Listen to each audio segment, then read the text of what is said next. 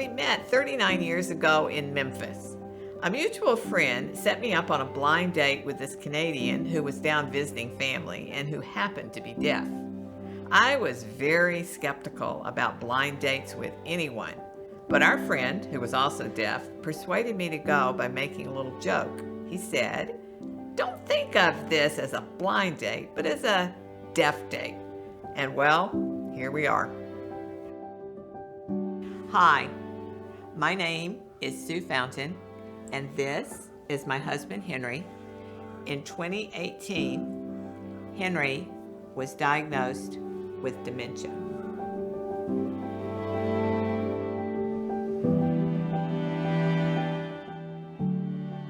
I really knew something was wrong when my father died in the summer of 2017. I couldn't seem to explain, to communicate to Henry why we had to go south for Dad's funeral. I think it wasn't until we got to the church on the morning of Dad's funeral and he saw Dad there in the casket that he really realized, oh, he's gone, he passed away. And I knew something was really wrong then.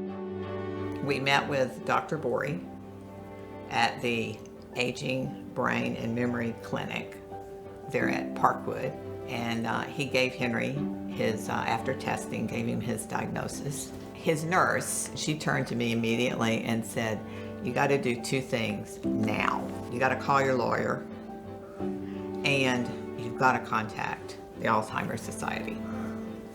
And that was the best advice. And that really set us on a really good path.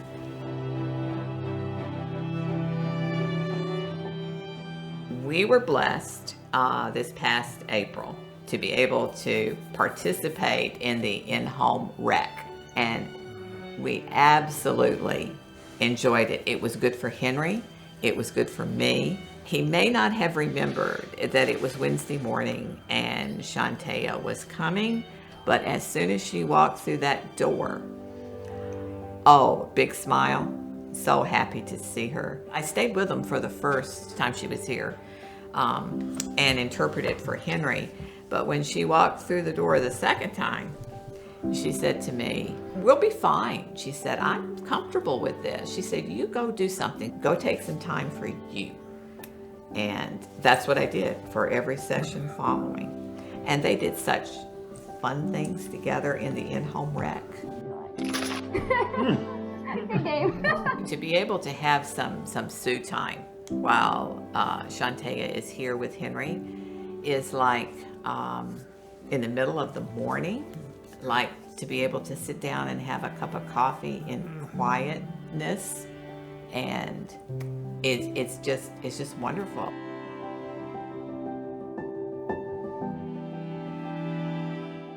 Henry takes part every Friday afternoon in a program called The Social. He thinks it's like getting together with the boys. He happens to be in an all-male group, but he loves it. And they meet once a week for about 3 hours, and he does all kinds of things. I mean, if you were to look around our home, you would see all kinds of little crafty things he has done. Another thing they do at the Social, which is really cool, is they have this huge ball, and they beat out a song, or a rhythm, I should say, on this ball. So he feels the rhythm, or either he uses his eyes to watch what's being done across the circle from him, and he can copy that. They play games. They do curling. They do bowling. I think they have done badminton. And any number of games like this they play together on Friday. And it's a good opportunity for those men to remember back when they were young, because many of the games will do that for them. Henry at the Social has Kendra, an interpreter, and so she guides him through the games. through activities like that they do in their circle when they're doing their exercise. The interpreter makes it so much easier, so much nicer for him to feel included, for him to feel part of the group, one of the guys. Kendra is there at the social to interpret for Henry. It allows me to feel like he is well taken care of, because I feel a real burden to be able to make sure Henry is included in everything. It's like putting down that burden for a little bit, like putting down a heavy suitcase and just kind of, because I know he's taken care of. When I first realized with these programs I was going to get some time for myself, I thought, what am I going to do? And then I realized it wasn't selfish to have this time. It was helping me to get my thoughts in order, to have a little rest, to do nothing if I wanted to do that. The Alzheimer's Society stands for hope for us, and the compassion, the understanding